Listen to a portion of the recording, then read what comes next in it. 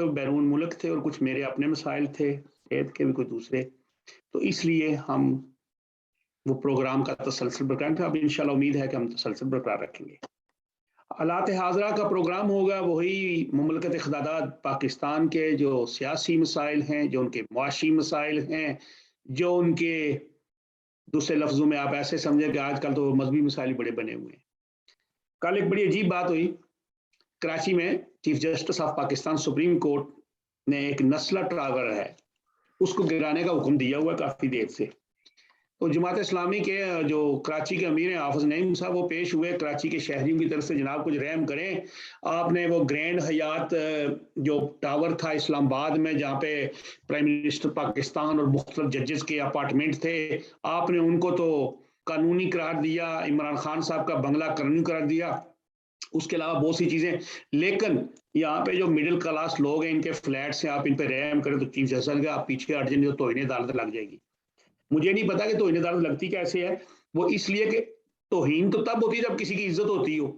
جو کچھ پاکستان کے ججز کی ویڈیوز لیک ہوئی ہیں، جو ان کے فیصلے نظر آئے ہیں، جو خواہ وہ 1979 سے لے کے شروع کر لیں بھٹو صاحب سے لے کے آج تک، وہ سارے ہی ایسے ہیں جن پہ بندہ کوئی عزت والی بات نہیں سمجھتا. پوری دنیا کے اندر جوڈیشری جو پاکستان کی اس کا جو معیار ہے وہ نیچے سے تیسرے نمبر پہ ہے، 129 نمبر پہ، اور پھر وہ کہتے ہیں توہین بھی لگا دیتے ہیں. خیر وہ ان کی مرضی ہے، توہین لگائیں یا نہ لگائیں، اور جن پہ لگتی ہے وہ بیچارے بھی کیا کر سکتے ہیں، لگتی رہتی ہے. اس کسی جرنیل پہ تو آج تک توہین نہیں لگاتے وہ. حالانکہ اسلم بیگ صاحب نے وہاں سے بریف کیس اٹھا کے سپریم کورٹ سے باہر نکل گئے تھے اور افتخار چوہدری صاحب پکارتے رہے تھے، تو انہوں نے کہا جی میں جا رہا ہوں.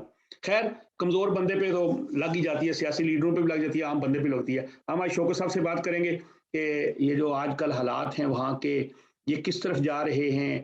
اس سے پہلے ہم لوگ اس وقت نہیں حاضر ہوئے، تحریک لبیک کا وہ مسئلہ تھا، دھرنا تھا، اس میں جتنے لوگ مرے شہید ہوئے، اس کے بعد پھر وہ دہشت گردی کی بات نکال کے اب وہ محب وطن بھی ہیں، اب اگلا الیکشن بھی لڑنا ہے. تو اب دیکھتے ہیں کیا ہو رہا ہے. السلام علیکم جی. جی وعلیکم السلام جناب. بہت 3 ہفتے کے بعد آپ دوبارہ آپ کو خوش آمدید کہتے ہیں. اور بات میں نے تھوڑی سی کی ہے کل، وہ توہین عدالت والا مسئلہ وہاں بنا تو عدالت بڑی لگتی ہے. مریم نواز شریف صاحب کو تو کل انہوں نے سپریم کورٹ نے کہہ دیا کہ ریٹائرڈ جج کے خلاف کوئی توہین نہیں ہوتی. یعنی ثاقب نثار والا مسئلہ جو اس میں ان کو آپ نے جو کیا، جو تقریر کی ساری ایسے ہی ہے، ٹھیک ہے. تو اب دیکھیں آگے کیا ہوتا ہے.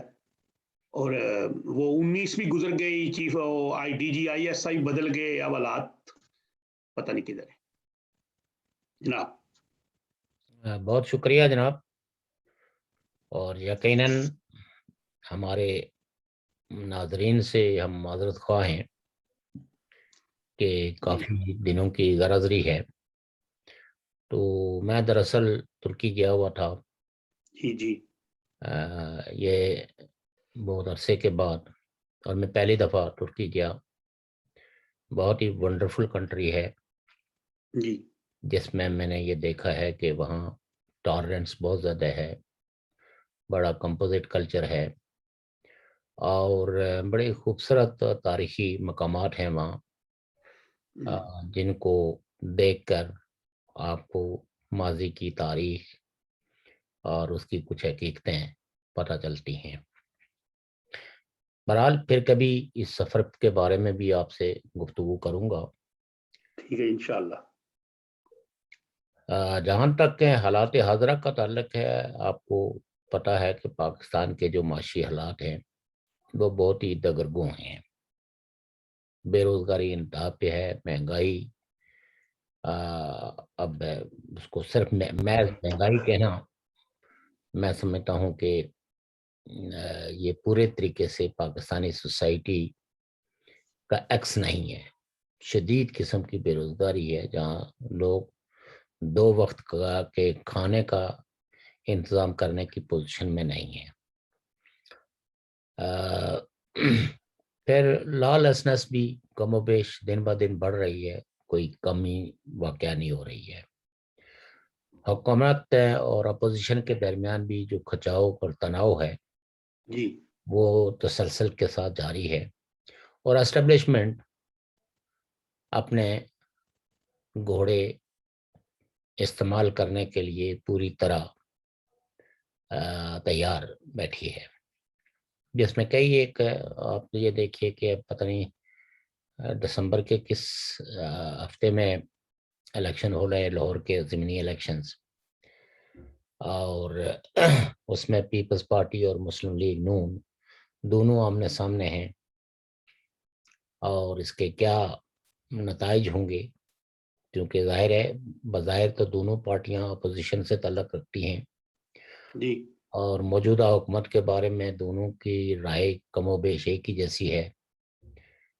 البتہ کچھ لوگوں کا یہ خیال ہے، کوئی تبصرہ نگاروں کا یا تجزیہ کاروں کا، جی کہ اصل میں یہاں اسٹیبلشمنٹ جو ہے وہ ایک تجربہ کرنے جا رہی ہے، اور وہ یہ دیکھنا چاہتی ہے کہ پیپلز پارٹی کے گھوڑے میں کتنا ایک دمخم ہے اور وہ کتنے ایک ووٹ لے سکتے ہیں۔ جیت کے بارے میں تو کوئی زیادہ لوگ پرامید نہیں ہیں کہ پیپلز پارٹی کا امیدوار جیت جائے، لیکن کہتے ہیں کہ اسٹیبلشمنٹ کی کوشش ہے کہ جتنا بھی اینٹی مسلم لیگ نون ووٹ ہے وہ پیپلز پارٹی کے کھاتے میں پڑنا چاہیے، اور شاید پی ٹی آئی والوں کو، چونکہ ان کے دونوں جو ایک تو کورنگ کینڈیڈیٹ تھا، ایک کینڈیڈیٹ تھا، ان کے کاغذات تو ریجیکٹ ہو چکے ہیں، چونکہ انہوں نے جو ان کے تائید کنندہ اور تجویز کنندہ تھے، جس کے کانسٹیٹیوشنلی لازمی ہے کہ وہ اسی حلقے سے ووٹر ہی آپ کی تائید یا آپ کا تجویز کنندہ بن سکتا ہے۔ جو دونوں کورنگ کینڈیڈیٹ کے بھی اور جو کینڈیڈیٹ تھا وہ بھی جو ہے وہ ان کے جو تائید کنندہ اور تجویز کنندہ تھے وہ آؤٹ آف دس کانسٹیچوئنسی تھے، اس لیے ان کے کاغذات تو ریجیکٹ ہو گئے۔ جی لیکن اب دیکھنا یہ ہے کہ جو پی ٹی آئی کا ووٹ بینک ہے وہاں وہ کس طرف جاتا ہے۔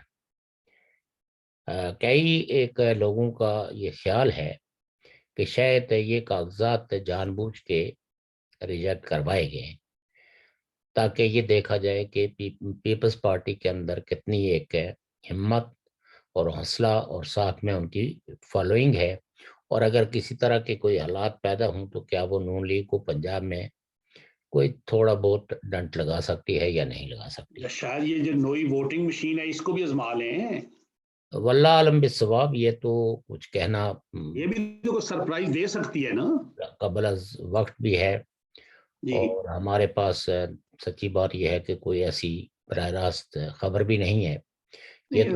سرائی ہے بس۔ یہ تو تجزیہ کاروں اور تبصرہ نگاروں کی جو آراء تھی اس کی بنیاد پہ ہم نے کہا۔ جی اب بات آتی ہے کہ چلو اس کے تو نتائج جو بھی ہوں گے وہ دیکھیں گے، اور اس کے بعد اس عرصے میں مزید بھی کئی باتیں سامنے آئیں گی، تو اس میں ہمارا تجزیہ بھی شامل حال رہے گا جی آپ کے ناظرین کو۔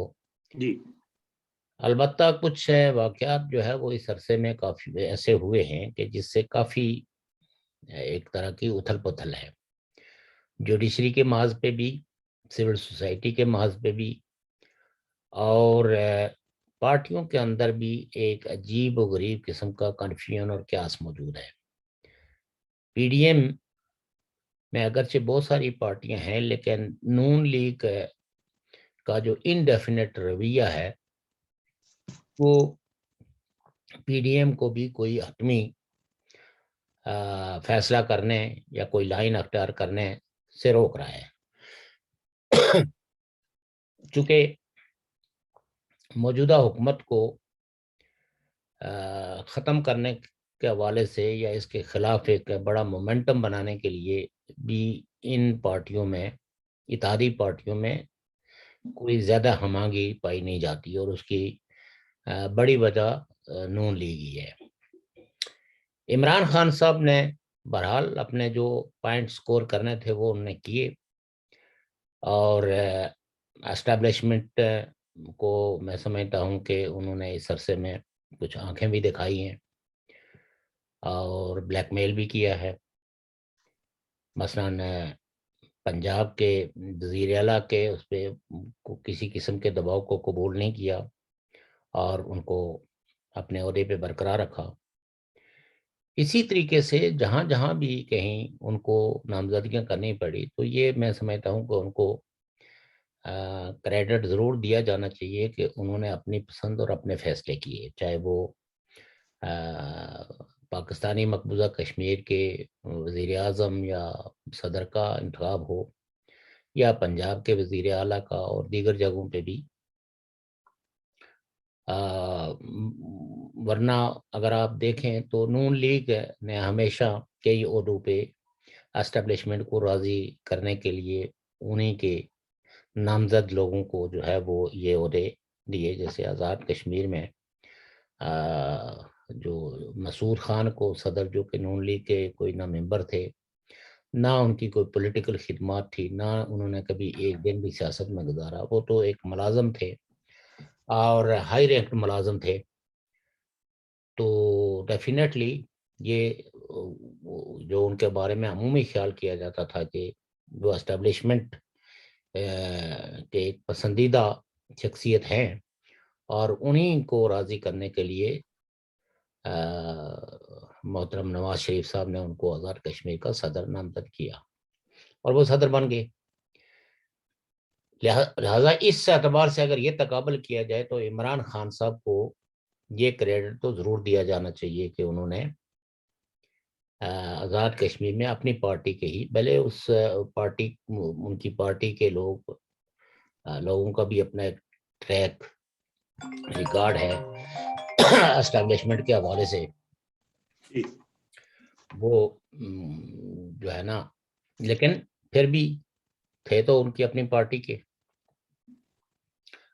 اب یہ ہے کہ پاکستان کے آئندہ الیکشنز کے حوالے سے بھی کئی پارٹیاں یہ امید لگائے بیٹھی تھی، یا کئی ایک تجزیہ کار اور تبصرہ نگار جو یہ سمجھتے تھے کہ مارچ کے بعد یہ حکومت اگر زیادہ سے زیادہ چلے گی تو مارچ تک چلے گی، مارچ کے بعد بہت بڑی تبدیلیاں آئیں گی، اور شاید مارچ جو ہے وہ عمران خان صاحب کی حکومت کو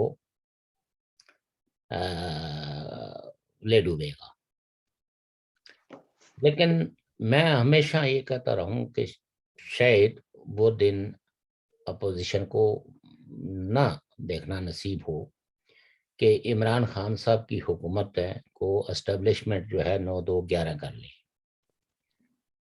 کیونکہ حالیہ آپ نے دیکھا ہوگا کہ ان ترامیم پہ جو کانسٹیٹیوشنل ترامیم تھی، جن پہ اپوزیشن پارٹیوں کو بہت شدید قسم کے اختلافات تھے، خاص کر کے نیب کے جو قوانین تھے ان کی حوالے سے بھی، جو پہلے آرڈیننس اور اس کے بعد اس کو پارلیمنٹ میں پیش کیا گیا، اور پھر وہ جو الیکٹرانک مشین کے حوالے سے، اور بھی بہت سارے ایسے قوانین ہیں کہ جو اپوزیشن نہیں چاہتی تھی کہ یہ کانسٹیٹیوشن میں کسی قسم کی ایسی ترمیم کی جائے جس سے کہ حکمران مضبوط ہو جائیں اور ادارے کمزور ہو جائیں۔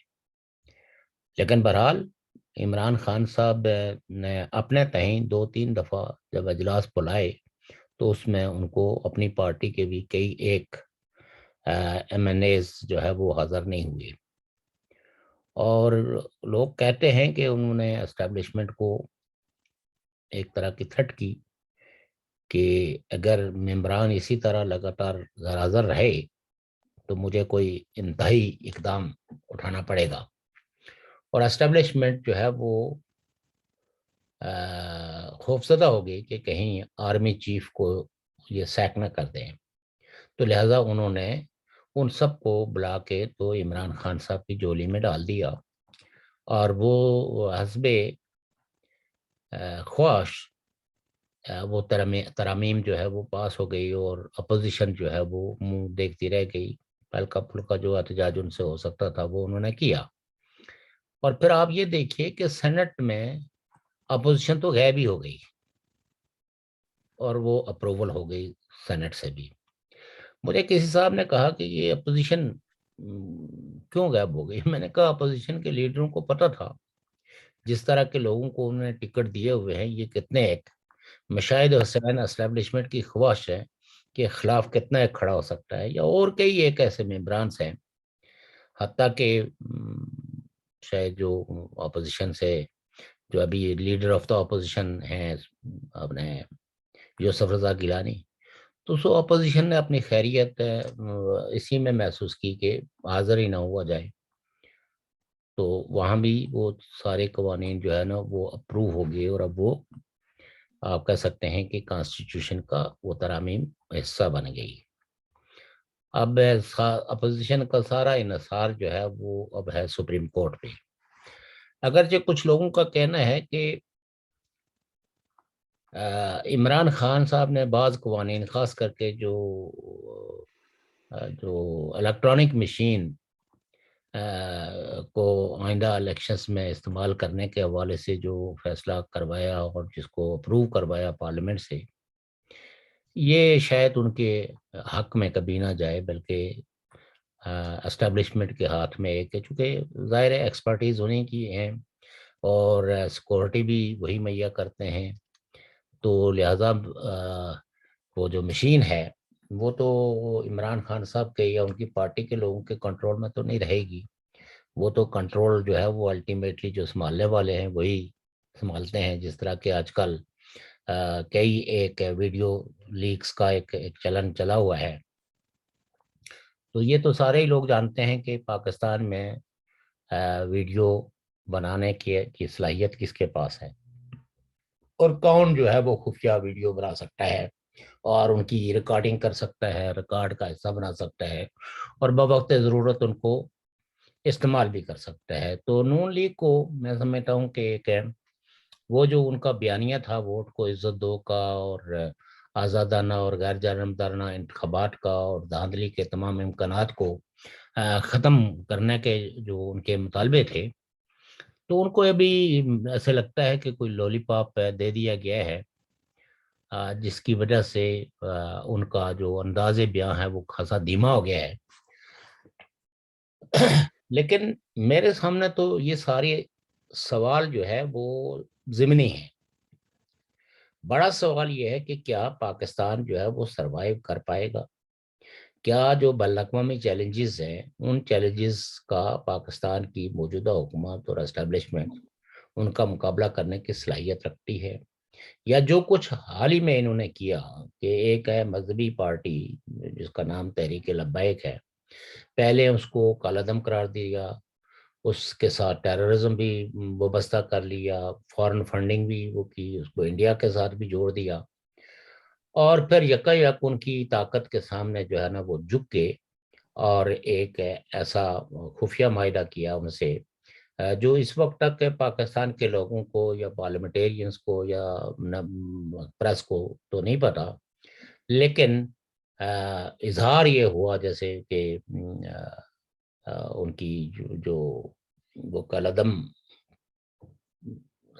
تھی، جو حیثیت تھی وہ ختم کر دی گئی ہے نا، ختم کر دی گئی، وہ بحال ہو گئی ان اب تو کے، وہ دوسرے سپاہ صحابہ اور سارے مطالبہ کر رہے ہیں ہمیں بھی کریں۔ اور اس پہ جو ہے وہ سارے ان کے کارکنان اور رہنما جو ہے وہ رہا کر دیے گئے، اور اب تو لوگ یہ تجزیہ کر رہے ہیں کہ تحریک لبیک کی اس نئی زندگی کا فائدہ کس کو ہوگا۔ تو میرا تو ہمیشہ سے ایک موقف ہے کہ تمام مذہبی پارٹیاں، چونکہ اسٹیبلشمنٹ کی یہ پاکستانی اسٹیبلشمنٹ کی ایک تاریخ ہے کہ انہوں نے ہی مذہب کو اپنے مقاصد کے لیے استعمال کیا، جہاد کے مقدس نام کو بھی ایکسپلائٹ کیا، اور کئی قیمتی جانیں جو ہے وہ ان کے اپنے جو ہے وہ مفادات کے لیے ضائع ہو گئی، اور نہ تو پاکستان کے ہاتھ کچھ آیا سوائے تباہی اور بربادی کے، اڑوس پڑوس میں بھی تباہی اور بربادی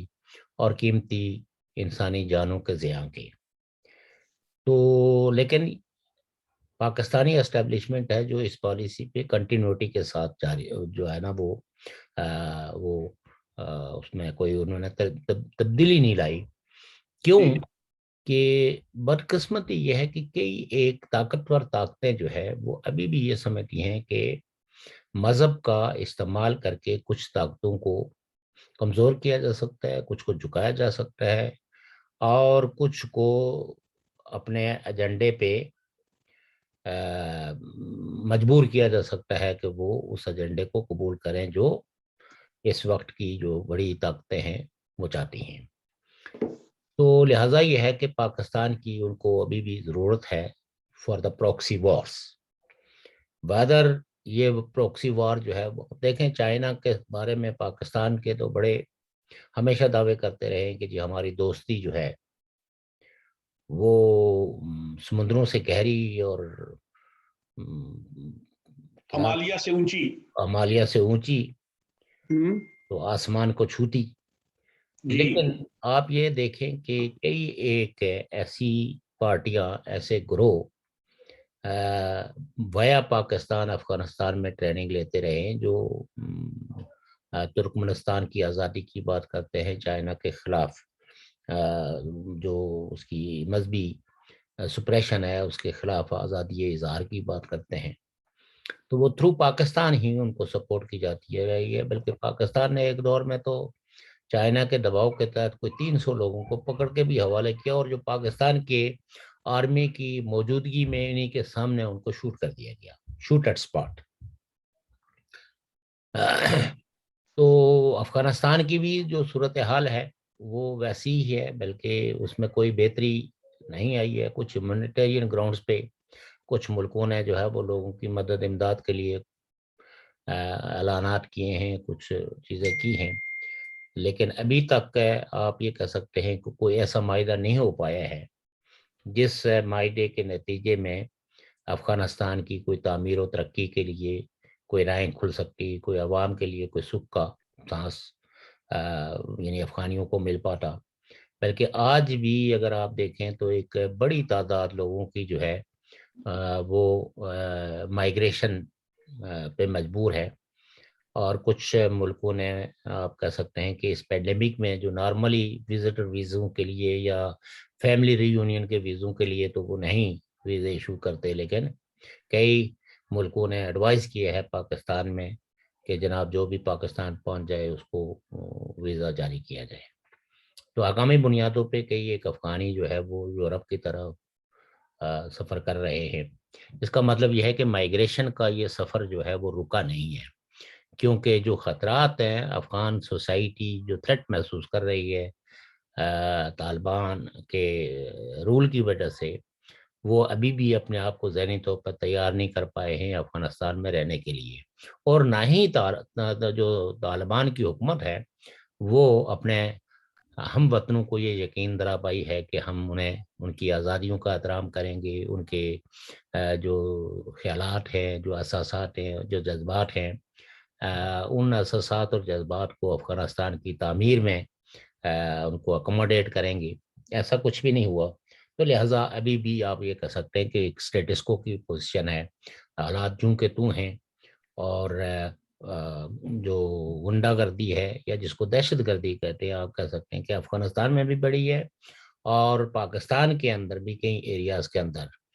اور پاکستان کا تو عدالتی نظام اس حد تک چوپٹ ہوا ہے کہ آپ یہ دیکھیے کہ جن پہ اسٹیٹ نے الزام لگایا کہ یہ فورن فنڈنگ اور ٹیررسٹ اور انتہا پسند اور پتہ نہیں کیا کیا جو ہے نا روزانہ اس وقت کی وہ وزراء کی آپ پریس کانفرنسیں سنتے ہوں گے. لیکن آپ یہ دیکھیے کہ جو پی ٹی ایم کے ایک لیڈر ہیں جو جو قومی اسمبلی کے ممبر ہیں، جو پاکستان کے کانسٹیٹیوشن کو انہوں نے کبھی اس کو چیلنج نہیں کیا بلکہ اس کا حلف اٹھایا، وہ یعنی آپ کہہ سکتے ہیں کہ اسپیکر جو ہے وہ اتنے دباؤ میں ہے کہ وہ ان کی برآمدگی کا اور ان کے پروڈکشن آرڈر بھی جاری کرنے سے قاصر ہیں، اور کوئی عدالت ان کی ضمانت بھی لینے کے لیے تیار نہیں ہے. کیونکہ جنرل باجوہ نے ان کے بارے میں جو پریس کے سامنے ریمارکس دیے تھے، تو جب تک جنرل باجوہ صاحب اپنے وہ الفاظ واپس نہیں لیتے تو پاکستان کے اندر کوئی عدالت، کوئی ادارہ جو ہے وہ محسن کیا ان کا علی وزیر کو جو ہے وہ رہائی نہیں دلا سکتا. تو اسی اسنا میں آپ نے دیکھا ہوگا کہ محترمہ آسمہ جہانگیر مرحومہ کا نام پر ایک بہت بڑی کانفرنس ہوئی جس میں جوڈیشری کے لوگ بھی تھے، اعلیٰ جوڈیشری کے وکلاء بھی تھے، دانشور بھی تھے، سیاسی رہنما زعماء بھی تھے. تو کافی حد تک کنٹروورسی بھی اس پہ بھی چلی کہ جو ججز وہاں کیوں گے. بہرحال یہ تو ججز یہ ان کی اپنی سوابدید ہے کہ وہ کس پروگرام میں جانا چاہتے ہیں، جس میں نہیں جانا چاہتے. یہ سوال کرنا کہ ججز کو وہاں نہیں جانا چاہیے تھا، میں سمجھتا ہوں کہ یہ خلاف واقع بھی ہے اور یہ ان ایتھیکل بھی ہے یہ سوال. ہاں وہاں جو کچھ بھی سوالات اٹھائے گئے ہیں جوڈیشری کے حوالے سے، ججز کو اپنے عمل سے، اپنے کورٹ سے اور اپنے فیصلوں سے ان سوالوں کو جواب دینا چاہیے کہ ہاں واقعی، بجائے اس کے کہ تقریروں میں عدلیہ کے جج صاحبان جو ہے وہ تقریریں کریں کہ ہم آزاد ہیں، ہم کوئی دباؤ. تو وہیں آپ نے دیکھا ہوگا سوشل میڈیا پہ بھی اور کئی ایک لوگوں نے آزاد عدلیہ کی جو کہانی ہے وہ بیان کی ہے کہ کس طرح کتنے ہے کہ آزاد رہے ہیں اور کتنے فیصلوں میں یہ انہوں نے آزادی برتی ہے.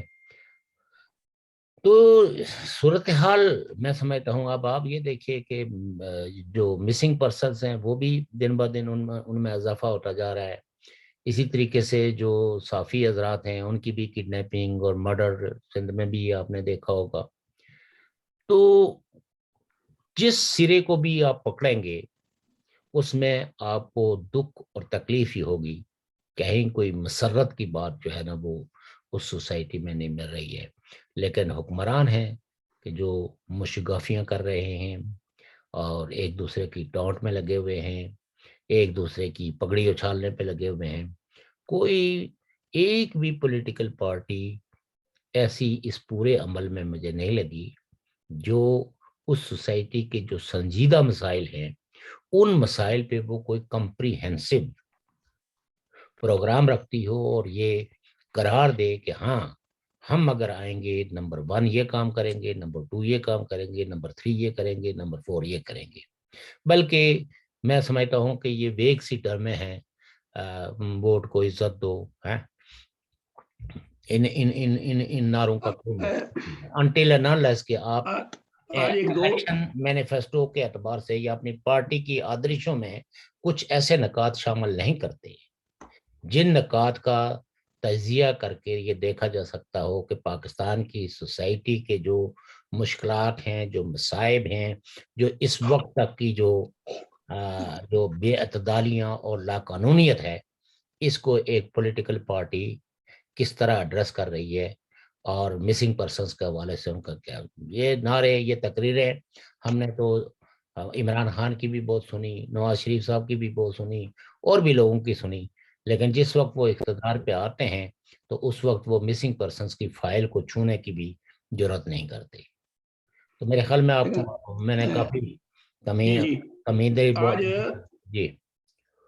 آج وہ جسٹس فائز عیسیٰ صاحب کی عدالت میں کیس تھا شوکت عزیز صدیقی صاحب کی وکالت کا لائسنس بحال ہونے کا. جی وہ بحال ہو گیا ہے، بحال ہو گیا ہے. اور برطانیہ میں ایک نئی خبر ہے کہ ملک ریاض صاحب اور ان کے بیٹے کا انہوں نے رہائشی ویزا 10 سال کا منسوخ کر دیا ہے. اور اس میں جو انہوں نے کہا یہ ہے کہ یہ برطانیہ کے مفاد میں ہے اور برطانیہ کی جو عوام یا برطانیہ کی گورنمنٹ کے مفاد میں ہے. انہوں نے جو پیسے وہ لائے وائے اس میں ایک بزنس میں کوئی بضابط کیا کی، اور نواز شریف صاحب کا بیٹا جو ہے اس میں سرخرو ہوا، اس نے کوئی بضابط کی، اس نے ایک سودا کیا تھا ان کے ساتھ 2007 میں جو پراپرٹی ان سے خریدی تھی اس میں اس کا اپنا کوئی قصور نہیں تھا، اس نے وہاں پہ اپنی صحیح پیسے دے کے اپنا بزنس پہ کیا تھا.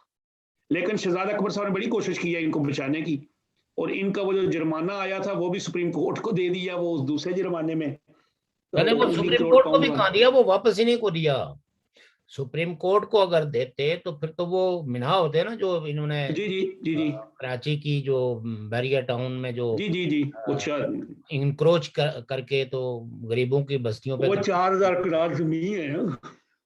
دوسری بات یہ ہے کہ ان کا جو ہے نا بیسیکلی یہ تو فیصلہ آیا نا، ان کا ویزا جو ہے وہ ریجیکٹ ہوا ہے، وہ ہو گیا ہے، ختم ہو گیا. وہ ملٹیپل ویزے کے لیے دیکھیں ان کا راشی ویزا تو تھا ہی نہیں، اور برطانیہ میں راشی ویزا تب ملتا ہے جب یا تو آپ इमिग्रेशन को अप्लाई करें इमिग्रेंट होने के लिए।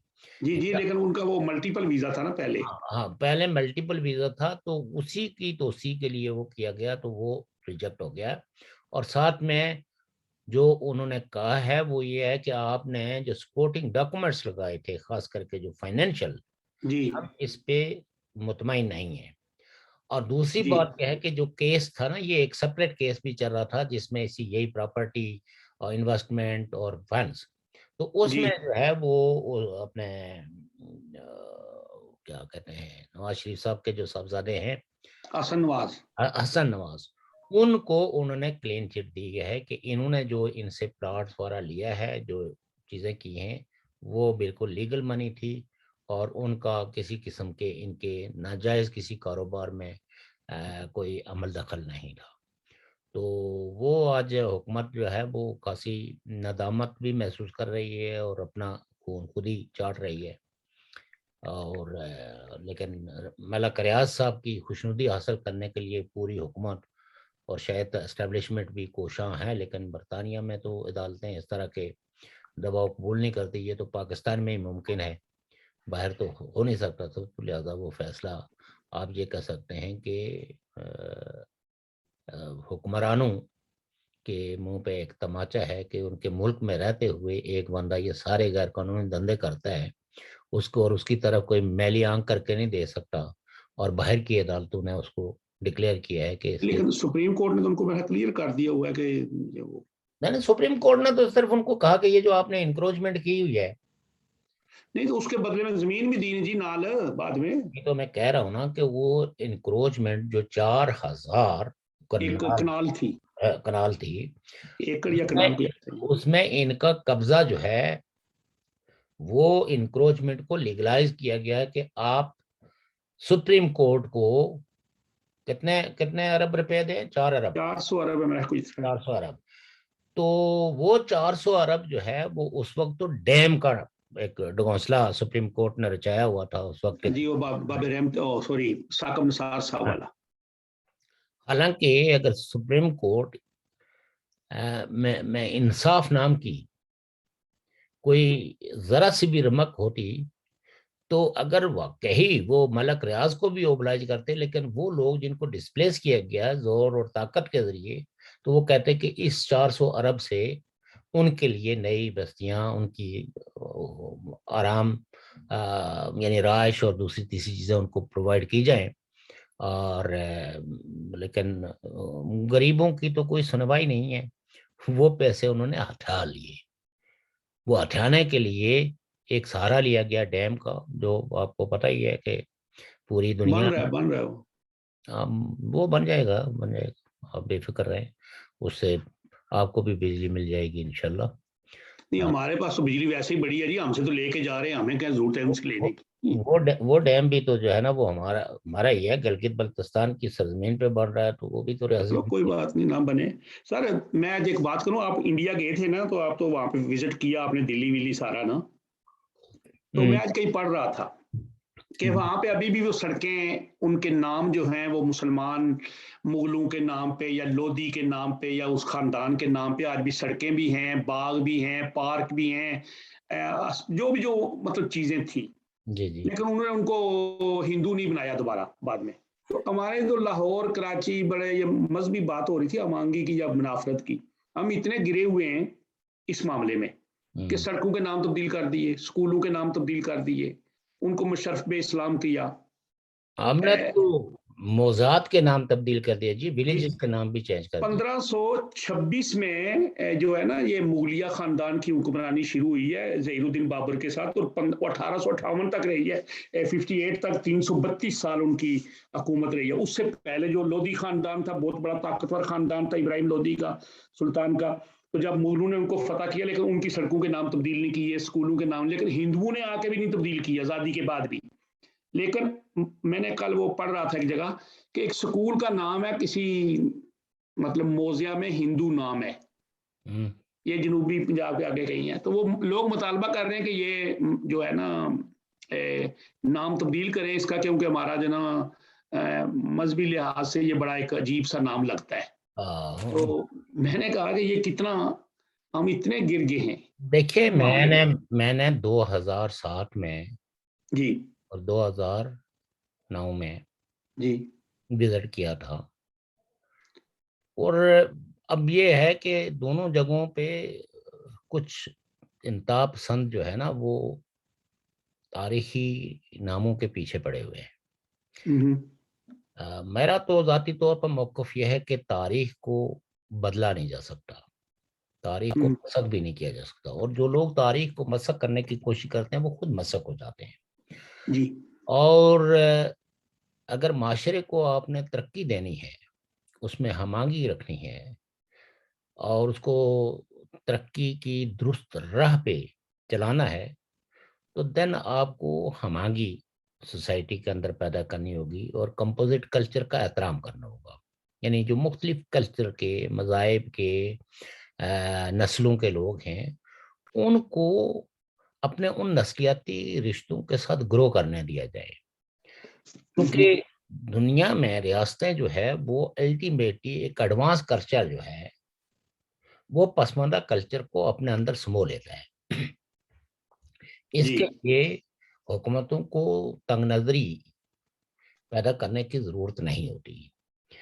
جی جو حکومتیں اس طرح کی تنگ نظری کا مظاہرہ کرتی ہیں، الٹیمیٹلی وہ کلچر کا کچھ ترقی، جس کو ایوولوشن کہتے ہیں، ترقی سے مراد جو ہے وہ معاشی ترقی نہیں، ہوں جو ایوولوشن ہوتا ہے اس کو آپ روک نہیں سکتے۔ ہوں البتہ آپ چیزوں کو اپنے تنگ نظر خیالات کی وجہ سے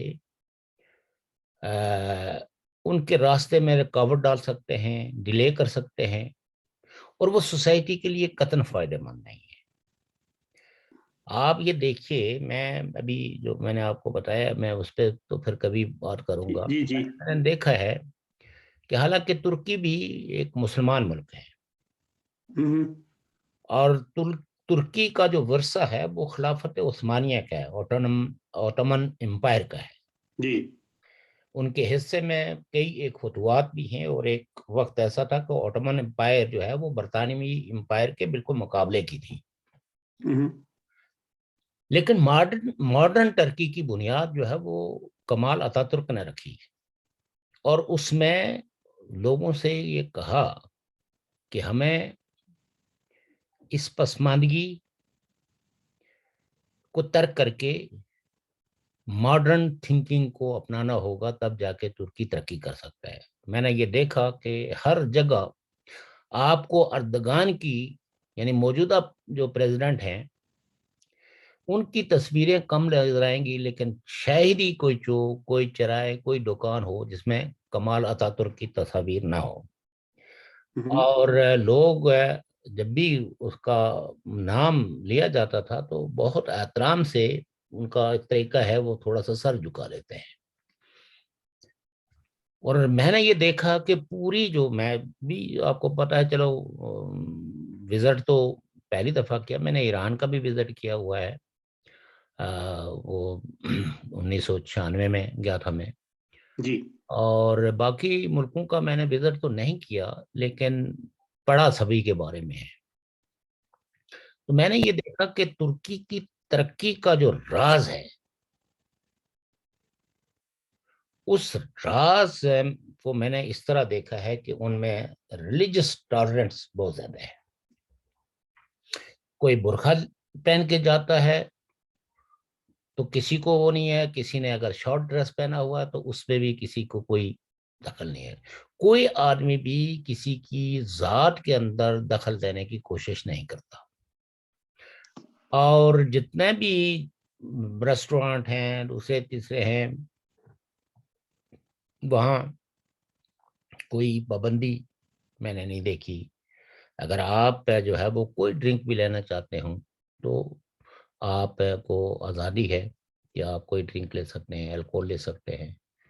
تو میں نے یہ دیکھا۔ پھر یہ ہے کہ جتنے بھی ٹورسٹ اسپاٹس تھے وہ اتنے ڈیولپ ہیں، اور انہوں نے جو اپنے آئی لینڈز ہیں ان کو بھی، یعنی کسی جگہ جا کے یہ احساس نہیں ہوتا کہ اس طرف جو ہے توجہ نہیں دی گئی ہے۔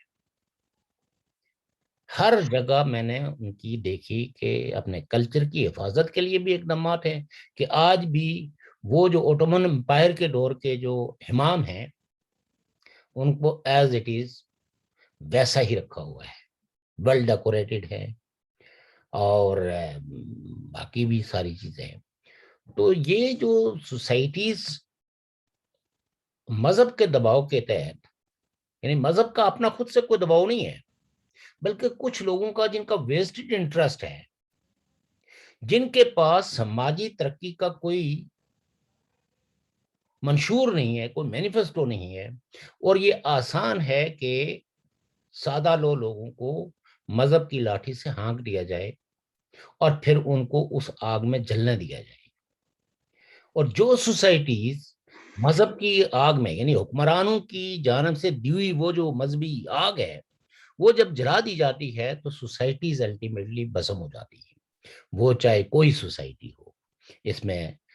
لیکن جہاں رواداری ہے، جہاں ٹالرنس ہے، جہاں ترقی کے یکساں مواقع لوگوں کو دیے جاتے ہیں، وہاں سوسائٹیز گرو کرتی ہیں، ترقی کرتی ہیں۔ لیکن شوق صاحب ایک بات عرض کروں، جی جی جی۔ یہ 18ویں اور 19ویں صدی کے جو درمیان کا عرصہ تھا، 1800 اور 1900 کے ایسے، اگر ہم بیچ میں چلے جائیں، تو یہ تو یورپ کے اندر بلکہ کرسچن ورلڈ کے اندر یہ تھا کہ اگر کوئی نئی چیز کی ایجاد ہوئی ہے نا، اس کے لیے بھی ویٹیکن سے ایک شرعی اجازت، کہیں حرام یا شیطانی کام تو نہیں ہے، یہ میں نے خود پڑھا ہے۔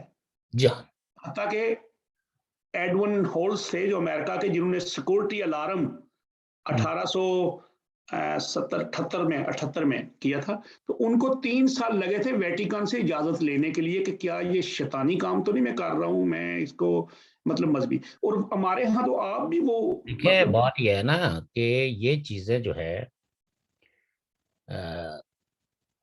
مطلب بعض مشہور واقعات ہیں، جیسے گلیلو کا مشہور واقعہ ہے کہ جب انہوں نے یہ کہا کہ زمین سورج کے گرد گھومتی ہے، تو پادریوں نے ان کو اپنی عدالت میں طلب کر کے کہا کہ سنا ہے تم یہ کہتے ہو، جبکہ کتاب مقدس میں ہے کہ سورج زمین ساکت ہے اور سورج گھومتا ہے، سورج اور چاند زمین کے گرد گھومتے ہیں۔ یہ بہت مشہور واقعہ ہے تاریخ کا۔ جی جی جی۔ تو انہوں نے کہا کہ آپ درست کہتے ہوں گے، آپ درست کہتے ہیں یہ لفظ۔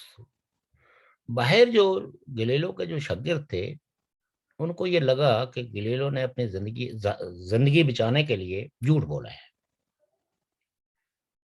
تو مذہب شاگردوں کا بھی مہذبانہ احتجاج ہوتا ہے نا، وہ یہ تو نہیں کہہ سکتے تھے نا کہ آپ نے جھوٹ بولا ہے۔ تو انہوں نے گلیلو کی طرف سے جب وہ باہر آئے تو پیٹھ موڑ دی، ان سے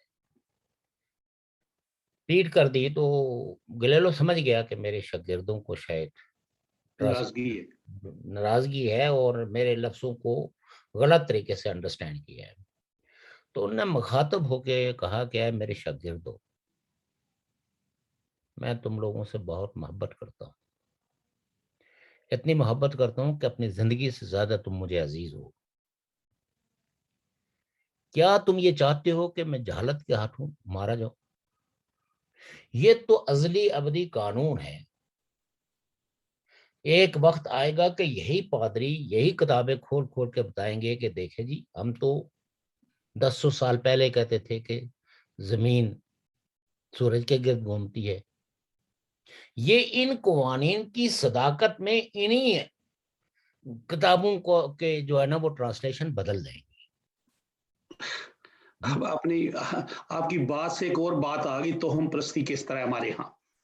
یہ 2 ہفتے پہلے ایک عراق کا ایک عالمی تھی، ایک حکیم ہے، عالم تو نہیں ہے ویسے، وہ نام لکھتا ہے ملا کردی۔ اس کو ترکی والوں نے وہ ڈپورٹ کیا تھا، پکڑ کے اندر کیا تھا، سعودی عرب والوں نے، عراق والوں نے بھی۔ اس نے پاکستان میں ایک سینیٹر ہے طلحہ قائمہ، وہ دفاع کمیٹی وغیرہ کے، وہ میرا جمعیت علماء اسلام کے ہیں، جمعیت علماء اسلام کے ٹکٹ پہ میں پتہ نہیں آج تک بھی ہیں یا نہیں ہیں، لیکن انہوں نے ان کو پتہ لگا کہ یہ جو مولوی ہے یا مطلب جو حکیم ہے، یہ گونگے اور بہرے لوگوں کا، نبینوں کا بغیر کسی دوائی کے ایسے ہی ہاتھ پھونک مار کے تو علاج کر دیتا ہے۔ انہوں نے عراقی سفارت خانے سے رابطہ کیا، جناب بندہ بلاؤ۔ اب وہ سینیٹر उन्होंने कहा जी टिकट विकट का बंदोबस्त करें, और वो उन्होंने टिकट विकट का बंदोबस्त कर दिया। वो मुल्ला साहब जो है वो इराक से चले गए पाकिस्तान इस्लामाबाद, उन्होंने जाके स्पीकर कौमी असम्बली को मिला दिया बंदा। स्पीकर कौमी असम्बली ने उसके साथ फोटो खिंचाई और यूसुफ रजा गिलानी साहब के साथ मिला दिया। अब वो सारियां उनकी वो वीडियो बनती रही, उस बंदे ने अपने बिजनेस को मजीद बढ़ाने के लिए इनके वो लिया ना मशहूरी। अच्छा, अब लोगों ने जनाब इकट्ठे होने शुरू कर दिया, पेशावर, इस्लामाबाद, लाहौर, अपने माजूर लोगों को लाके होटलों का बिजनेस चल गया, और फिर उसके बाद साथ रेहड़ी वालों का बिजनेस चला, और वो बंदे ने किसी भी जगह वो उधर इस्लामाबाद से लाहौर आ गया, लाहौर से आगे गया और वापस चला गया। तो हम परस्ती इतनी है कि आप देखें कि दुनिया के अंदर 3 इलाज जो है ना, ये आज भी 4 इलाज कहते हैं, एलोपैथिक, होम्योपैथिक, और ये जो दूसरा है क्या कहते हैं उसको, वो जो हर्बल वगैरह का जो चाइनीज कदीम है, आयुर्वेदिक। अच्छा, उसके बाद अभी ये दूसरा हो गया। अब हम सैनिटर तला कोई अनपढ़ बंदा तो नहीं है, बड़ा पढ़ा लिखा बंदा है। नहीं, आप देखिए, आप चूंकि इसकी बहुत गहराई में चले गए। हाँ जी उन्होंने सबसे पहले उनको बुलाया, टिकट का अरेंज करके जी, जाके सबसे पहले किससे मिलाया? असद कैसर से, और उसके बाद किससे मिलाया? यूसुफ रजा गिलानी से। तो मसला ये है कि उसने तो गूंगे बहरों को मतलब जबान दे दी ना, उसके बाद ये बोलना शुरू हो गए ना। आजकल देखते नहीं है। उसने ये थोड़ा ही कहा था कि वो पैदाशी गूंगे और बहरे जो हैं वो मैं उनको ठीक कर दूंगा। नहीं, उसकी मशहूरियां तो ऐसे ही है टीवी पे। असल मसला ये ना कि हम इंटरप्रेट करते हैं ना। जैसे मतलब यह कि वो पहले वक्तों में कोई बच्ची होगा, बच्चा होगा, बच्ची हो गई तो तब कहते हैं कि जनाब पीर साहब ने कहा था, बच्चा हो गया तो तब भी कहते हैं पीर साहब ने कहा था। तो सो दैट ये हमारी इंटरप्रिटेशन का कसूर है। जो आदमी फ्रॉड लगाता है वो तो अपना डिफेंस रखता है ना, लेकिन हमें इंटरप्रेट इस तरह करना चाहिए था कि जितने भी पार्लियामेंट के अंदर बड़े बड़े ओहदों पे गूंगे और बहरे थे, उन सबको, तो तला साहब का तो शुक्रिया अदा करना चाहिए ना कि उन्होंने इनके मिला के इनको कम से कम ये बताया कि यार अब तो अपना गुंग खत्म कर दो, इतने रूहानी ताकतवर इंसान से मैंने आपको मिला दिया, ये जो आपके कान बहरे हुए हैं, आप कोई हक की बात, कोई सच की बात ना आपका सुनते हैं। मकसद है कि सियासी तौर पे गूंगे बहरों को जुबान दे दी। हाँ, उसने ये कोशिश की है, अब पता नहीं फिर मिली है उनको या नहीं मिली है। लेकिन उसके बाद आपने देखा नहीं है कि कुछ इख्तलाफात, कुछ इस तरह की चीजें जो है ना वो आ रही हैं। तो एनी हो, ये ऐसे ही मतलब जो की है बात आ गई बीच में, मैंने इसलिए किया है। लेकिन तो आप हम दुरुस्त परस्ती तो आप दुरुस्त फरमाते हैं, हमारे माशरे में तोम परस्ती बहुत है। और ये तोम परस्ती बाकायदा ऐसे ही जैसे एक दौर में तकदीर परस्ती के लिए बाकायदा इंस्टीट्यूशन बने हुए थे, जो लोगों को कन्विंस करते थे कि आपके पास जो कुछ भी है ये आपको तकदीर ने दिया है, लिहाजा इसी पे आप साबर और शाकर हों। मतलब ये था कि लोग बगावत ना करें, लोग जद्दोजहद ना करें, लोग अच्छे से अच्छा बनने की ख्वाहिश ना करें, और किसी कंपटीशन में ना जाए, किसी मेरिट को क्वालिफाई करने की कोशिश ना करें, बल्कि ये चुने हुए लोगों का ही हक रहे। लेकिन चूंकि जो लोग इस दुनिया को खूबसूरत बनाना चाहते थे, जो इस दुनिया में लोगों के दुख दर्द का एहसास रखते थे, उन्होंने इन सारे फलसफों को नहीं माना, और इंसान को जद्दोजहद, और फिर कुरान में भी ये चीज लिखी हुई है कि खुदा खुदा ने अपना अपना इजहार किया अपनी ताकत का, जहाँ वो कहता है मैं कादर हूँ, मैं हर चीज, जुलजलाल हूँ, वल इकराम हूँ, गफूर हूँ, रहीम हूँ। तो वहां वो लेकिन साथ में आपको कह देता है कि लुक, मैं उसी की हालत को बदलता हूँ, जो खुद अपनी कोशिश करता है। हालत बदलने के लेकिन लिए कोशिश करता है। लेकिन वैसे एक बात बताऊं, मुमलकत में तो हालत बड़ी बदल रही है। हर सड़क पे लिखा होता है आओ मैं आपको जवान बना दूं। आजकल तो सोशल मीडिया पे प्रोग्राम भी वो आते हैं कि आपको आपके मसाइल हल करने के लिए, वहां पे तो बहुत बड़ी तालीम हो रही है ना आजकल तो। वो वो अमेरिका से एक पढ़ के साफी आए हुए हैं, वो आजकल मतलब वो पेशन गईयों वाले एक बंदे को बढ़ाया हुआ होता है, इमरान खान की हुकूमत क्या होगी, वो कभी कह देते हैं। हाँ हाँ हाँ, वो जी जी, बुखारी साहब को। सो दैट मतलब ये है कि ये देखें, बेसिकली ये चीजें जो है ना वो प्रिविलेज क्लास को देखें, ये तबकाती माशरे हैं, तबकाती माशरों में जो बालादस्त तबके हैं उनके मफादात के लिए जो चीज भी استعمال ہو سکتی ہے وہ کرتے ہیں. توم پرستی بھی بالادست طبقوں کو سوٹ کرتی ہے. جب توم پرستی ہماری وزیر اعظم کے گھر بیٹھے ہوئے وہ ابھی تو اس کے اوپر کیا کریں گے جی پاکستان میں وزیر اعظم. میں آپ کو بتاؤں, آخر کبھی ٹھنڈے دل سے لوگ سوچیں, یہ کوئی کسی پہ تنقید نہیں ہے. نہیں بات یہ ہے کہ ایک خاتون جو بہت ہی باپردہ, اور کہتے ہیں کہ وہ مطلب یہ ہے کہ پہلے بڑی ماڈرن تھی, وہ بعد میں روحانیت میں ایسے ہوئی ہیں نا. مطلب یہ ہے کہ ہم دیکھیں, میں یہ کہتا ہوں کہ انہوں نے وہ ساری ماڈرنٹی ختم کر کے نا انہوں نے روحانیت میں آ گئی, وہ آ گئی. اور عمران خان صاحب اسی خاتون کے مرید بن کے ان کے پاس گئے, تو پھر ان کو ان سے شادی کر لی. ان کے بچے بھی تھے, 5 بچے تھے, اور میرے خیال میں 4 دوتریاں پوترے, نواسیاں. مجھے یہ بتائیں کہ کیا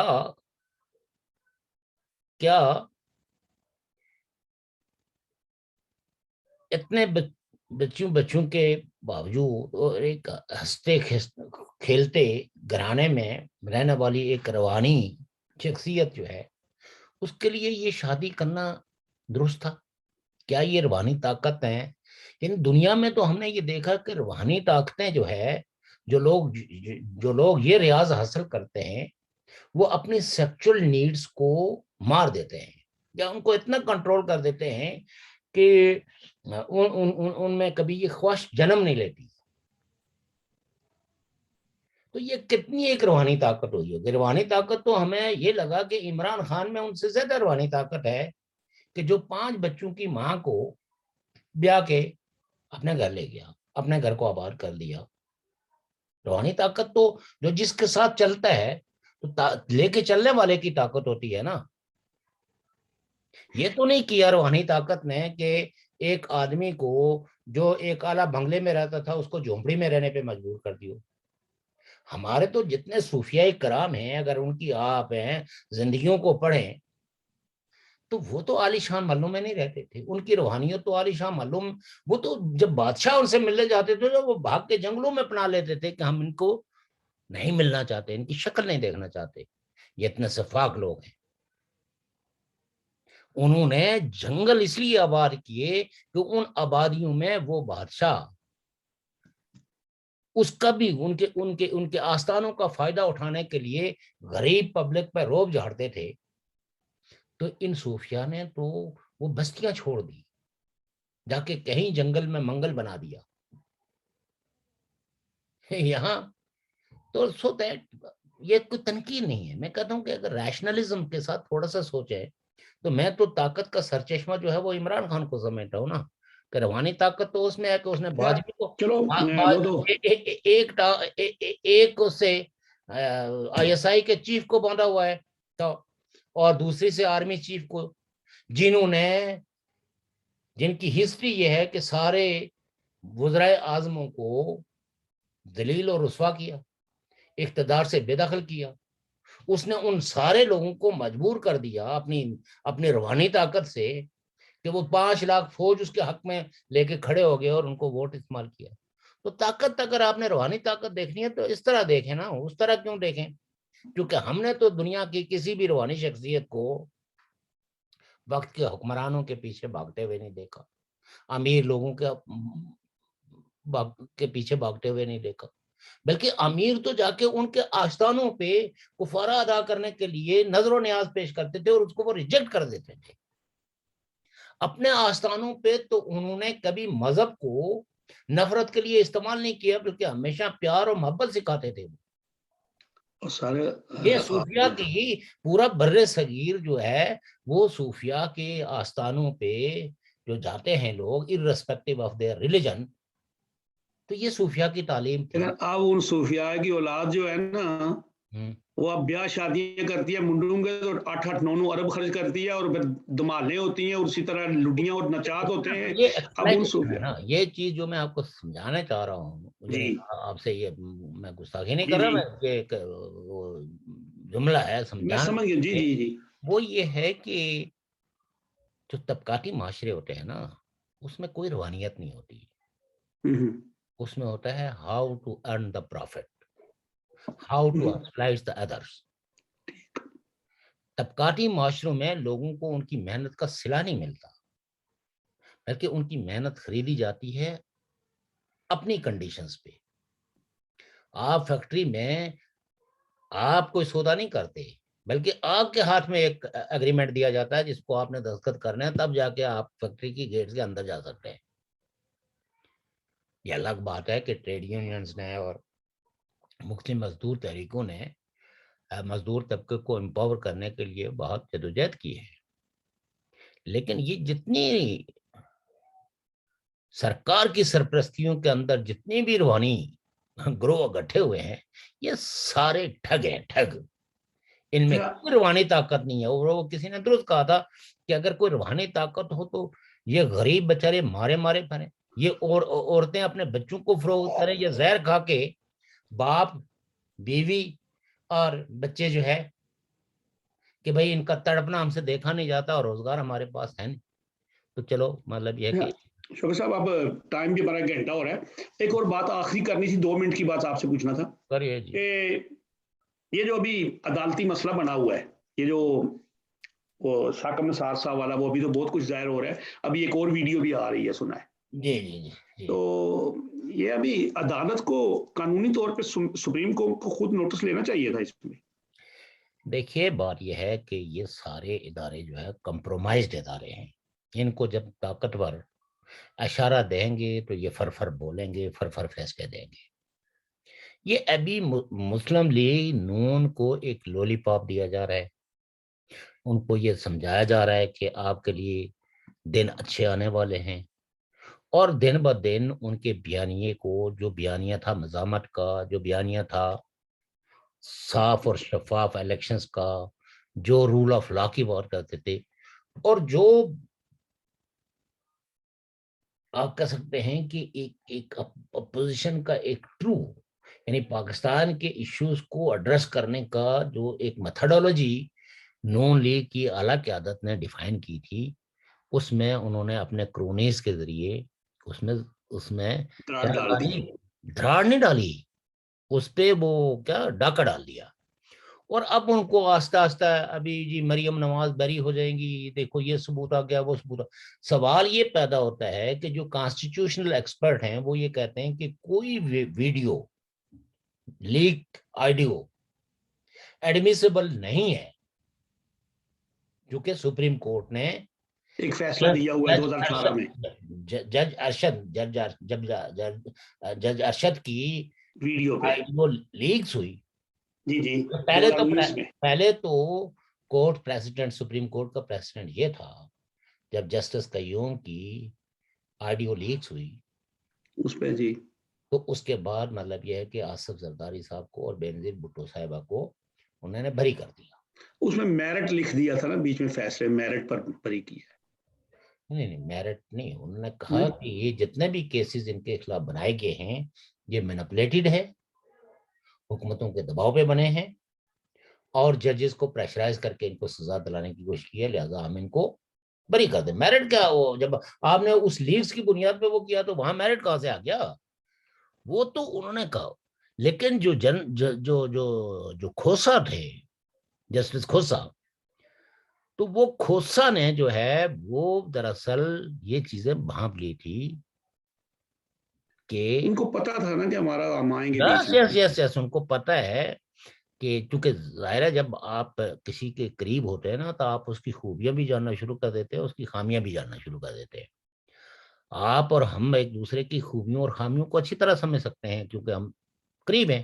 قریب ہے جی. تو لہٰذا یہ ہے کہ یہ جب جوڈیشری خاص کر کے جو 2012 کے بعد جو آئی ہے, تو اس جوڈیشری کو بہت زیادہ تجربہ ہو گیا تھا کہ یہاں کیا کیا ہوتا ہے. تو لہٰذا انہوں نے اپنے کہیں کچھ راستے روک لیے اپنے بچاؤ کے لیے, اور وہ کھوسا نے اسی لیے وہاں ایک کرائٹیریا کر دیا. اب آپ مجھے بتائیں کہ جو آڈیو لیکس ہوتی ہے وہ لیک آئیڈیو تو کسی نہ کسی کیا وہاں جا کے کوئی پیش ہوا تھا کہ یہ میں نے لیک کی ہے, میں یہ لے کے آیا ہوں؟ نہیں, وہ تو آئی بی کے ایک افسر نے لیک کی تھی, لیک کی تھی, اس کو رحمان ملک کو دی. رحمان ملک نے اٹھا کے وہ بینظیر بھٹو صاحبہ کو دی. بینظیر بھٹو صاحبہ نے اپنے وکلا کے ذریعے کورٹ میں پیش کر دی. تو نون لیگ پہ جو تلوار لٹکی ہوئی ہے, ان لیگ سے ان کو کوئی فائدہ ہونے والا نہیں ہے جو مروجہ قوانین پاکستان میں بنائے گئے ہیں. بلکہ ان کے پاس, یعنی پاکستان کے اندر اگر کوئی مثبت تبدیلی آئے گی تو وہ عوام کی طاقت سے آئے گی, ملاتی سازشوں کے ذریعے نہیں آئے گی. اور نون لیگ جب تک اس قیاس میں, اس قیافے میں, اس کنفیوژن میں رہے گی تو یہ اپنے لیے اور زیادہ مشکلات پیدا کر رہی ہے اپنے مستقبل کے لیے اور جمہوریت کے لیے بھی. ٹھیک. ویسے ایک بات عجیب ہے کہ یہ جتنے بھی فیصلے نواز شریف نون لیگ کے لوگوں کے خلاف آئے ہیں نا سپریم کورٹ سے, اس میں یہ 4 ججز تو ہمیشہ موجود ہوتے تھے, یہ بینچ بنے تھے, اعجاز احسن صاحب, کھوسا صاحب, یہ اپنے یہ ابھی. میری ایک بات سنیے جی. ایک جج of high court on oath ایک سٹیٹمنٹ جاری کرتا ہے کہ بھائی میں آن اوتھ یہ باتیں کر رہا ہوں کہ جنرل فیض حمید میرے پاس آ کے مجھے یہ ڈکٹیشن دی, اور انہوں نے اس وقت کے چیف جسٹس کو کئی دفعہ ٹائم مانگا, انہوں نے ٹائم نہیں دیا. اب آپ یہ اندازہ کریں نا کہ یعنی اسلام آباد ہائی کورٹ کا جسٹس جو ہے وہ ٹائم مانگ رہا ہے, وہ سو موٹو لے کے کبھی کسی سیکرٹری کو تھپڑ مار دیتے ہیں, کبھی کسی کا فون پٹک دیتے ہیں, لیکن اپنے ہائی کورٹ کے جسٹس کے لیے ان کے پاس 4 منٹ نہیں ہے کہ سن تو لوں کہ یہ کہتا کیا ہے. اور الٹیمیٹلی جس وقت انہوں نے تنگ آ کے تو وہ ساری باتیں ایکسپوز کر دی, تو ان کو معطل کر دیا. ہونا تو یہ چاہیے تھا کہ سو موٹو لے کے تو ان تمام فریقین کو جن کے بارے میں, اور ان کو بھی نوٹس جاری کرتے کہ آپ ایویڈنس پیش کریں, اور اگر وہ ایویڈنس پیش کرنے میں ناکام رہتے ان کے خلاف فیصلہ دے دیتے. لیکن انہوں نے کوئی سو موٹو نہیں لیا, بلکہ الٹا اس جج کو سچ کہنے کے جرم میں نکال دیا, برخاست کر دیا, اور اب اس کو جو ہے نا وہ آج مل گیا لائسنس ان کو دوبارہ, لائسنس بحال کرانے کی. یعنی یہ اتنا بڑا یہ ایگزامپل ہے. اس کے بعد آپ یہ دیکھیے کہ جو جسٹس قاضی فائز عیسیٰ ہے, انہوں نے اسلام آباد وہ کیا وہ دھرنا جو تھا اسلام آباد سے پہلے فیض آباد دھرنا, فیض آباد دھرنے کے لیے ایک ایکسکلوسیو رپورٹ درج کی. ریکمنڈیشن انہوں نے کوئی پروٹیسٹرز کے لیے نہیں دی, انہوں نے کہا کہ جو ادارے ان لوگوں کو استعمال کرتے ہیں, ان میں پیسے بانٹتے ہیں, اور یہ میری فائنڈنگ میں ہے, ان کو تحقیق کی جائے اور ان کو قرار واقع, بجائے اس کے کہ اس کی تحقیقات ہوتی اس رپورٹ کی روشنی میں. آپ یہ دیکھیں کہ گزشتہ 3 سال سے جسٹس قاضی فائز عیسیٰ جو ہے وہ انہوں نے عبرت کا نشان بنایا ہوا ہے کہ تاکہ کوئی اور جج ایسی جرات نہ کر سکے. تو یہاں کس کی کن عدالتوں پہ, ہاں کل اگر جنرل باجوہ جو ہے وہ فون کر دے, یہ جو اس وقت موجودہ وہ جو اس دن داعش پہ مکے مار مار کے باتیں کر رہے تھے آزاد عدلیہ کی, مجھے تو اب ان کے نام بھی یاد نہیں میں رکھتا. کون چیف جسٹس صاحب؟ گلزار صاحب. ہاں گلزار ہے, گلزار. تو مطلب یہ ہے کہ جس دن ان کو جنرل باجوہ فون کر کے کہے گا نا کہ اب جیسے ان کے خلاف فیصلے دیے تھے اسی طرح ان کے حق میں دو, تو آپ دیکھیے گا وہ بلیک لا ڈکشنری اور وہ سب کچھ ختم ہو جائے گا. وہ اقامے کے جو, اب آپ مجھے یہ بتائیں کہ ایک شخص جو ہے جس کو آپ نے پاناما پہ پکڑا, پاناما کی تحقیق کرتے کرتے آپ نے اس کو ٹیکس ایڈویژن پہ, مطلب یہ کہ وہ ٹیکس کی ہوئی یا نہیں ہوئی یہ تو آپ کا ڈپارٹمنٹ ہی نہیں تھا, لیکن آپ نے چونکہ ایک آدمی کو جو اس ملک کا الیکٹڈ پرائم منسٹر تھا اس کو ٹارگٹ کیا تھا, اس کو سزا دینی تھی اور سزا دے دی. کیا کر لیا جو ہے نا مسلم لیگ نے, وہ تو سارے کبھی وہ جو لوگ ہیں وہ رات کے اندھیرے میں پاؤں پکڑتے رہتے ہیں جو ہے نا وہ فوجی جنرلوں کے. چلو ایک لیڈر ہے ان میں جو بیچاری جرات سے بات کرتی ہے، یا اس کے ساتھ 4-5 ہیں شاید خاقان عباسی اور دوسرے تیسرے، ادروائز وہ کہاں گے لیکن میں جو اسمبلی کے فلور پہ خواجہ آصف جو ہے وہ ان جنرلوں کو کہتے تھے کہ ان کی اوقات یہ ہے کہ یہ سویلینز کو کیا سمجھتے. آج کل ان کے کوئی سانس بھی لیتے ہیں، وہ لگتا یہ ہے کہ وہ تو اس دنیا میں پائے نہیں جاتے. تو سو دیٹ یہ چیزیں سمجھنے کی ہیں. یہ لوگ چونکہ ان کے طبقاتی مفادات بہت وسیع ہیں اور یہ ان طبقاتی مفادات کو قربان کرنے کے لیے تیار نہیں ہے. تاریخ میں کچھ لوگ ہوتے ہیں، چنیدہ لوگ ہوتے ہیں جو اپنے آپ کو مینٹلی ڈی کلاس کر کے تو پھر ایک سوسائٹی کے خلاف ایک طبقے کے خلاف بغاوت کرتے ہیں جو پریویلیج کلاس ہوتی ہے، اور پھر رول آف لا کے لیے قربانیاں دیتے ہیں. وہ ابھی شاید انتظار کریں، شاید کوئی انسان پیدا ہو جائے، میں بھی ایک دن ایسا ہے کہ مریم نواز یہ سب چیزیں لیڈ کرے اس کو. چلو تو وقت کافی ہو گیا ہے. محترم ناظرین سامعین، میں آپ سب کا شکریہ ادا کرتا ہوں اور ہمیں سبسکرائب کریں، لائک کریں، شیئر کریں، شوکت صاحب کی باتیں سنیں. کل انشاءاللہ پھر حاضر ہوں گے انشاءاللہ، اور پھر آپ کو مزید باتیں کریں گے. اللہ حافظ، اللہ نگہباں.